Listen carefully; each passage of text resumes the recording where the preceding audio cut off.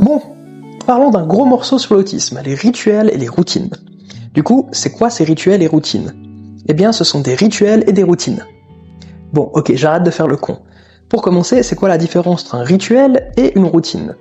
C'est assez subtil, mais le rituel est plus codifié, là où la routine est plus mécanique.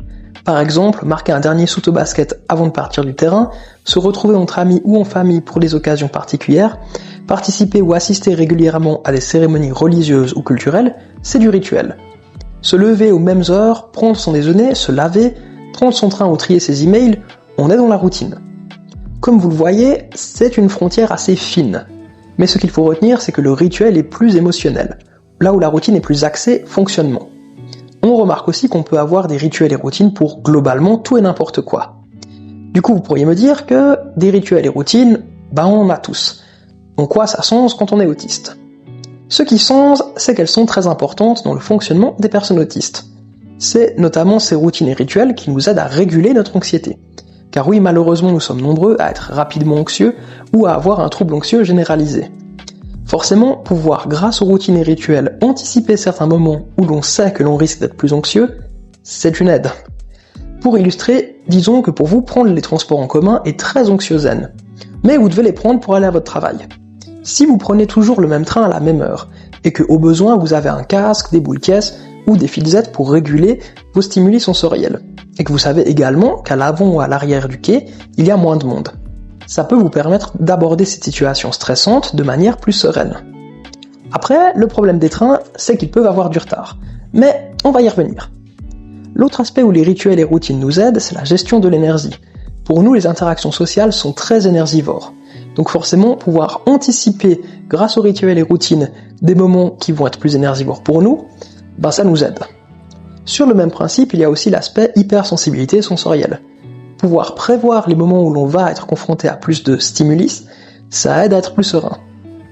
Comme vous pouvez le constater, les routines et rituels nous aident surtout à anticiper et réguler plusieurs situations compliquées en lien avec l'autisme. Mais comme on l'a dit plus tôt, un train, ça peut avoir du retard. N'est-ce pas les CFF ? Bon, on va dire que comparé à la SNCF, ça va pas trop mal. Revenons au sujet. Oui, être routinier peut être une aide. Mais des imprévus, il y en aura forcément à un moment ou à un autre. Tout l'équilibre est là. Trouver ses routines et rituels pour s'aider, mais ne pas en être dépendant.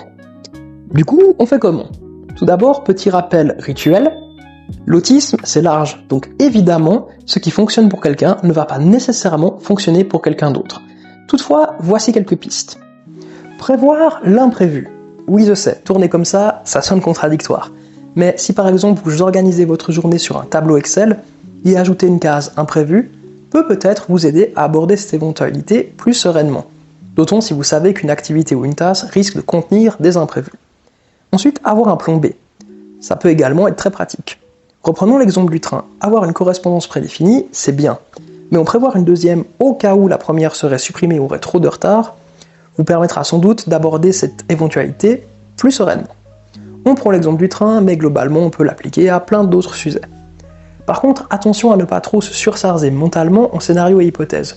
2 ou 3, normalement, c'est largement suffisant. Pour mieux appréhender les imprévus, ce qui peut également aider, c'est de changer un peu les rituels et routines. Bien sûr, il faut le faire en fonction de l'énergie et des besoins de chacun. L'idée, ce n'est surtout pas de tout changer d'un coup et de finir stressé et anxieux.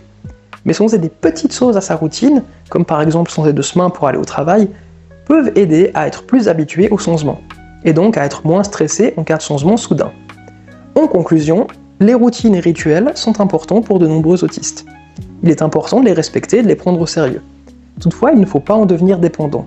Tout est une question de trouver un équilibre qui sera propre à chaque personne autiste. Prenez soin de vous et de vos routines, et à la prochaine!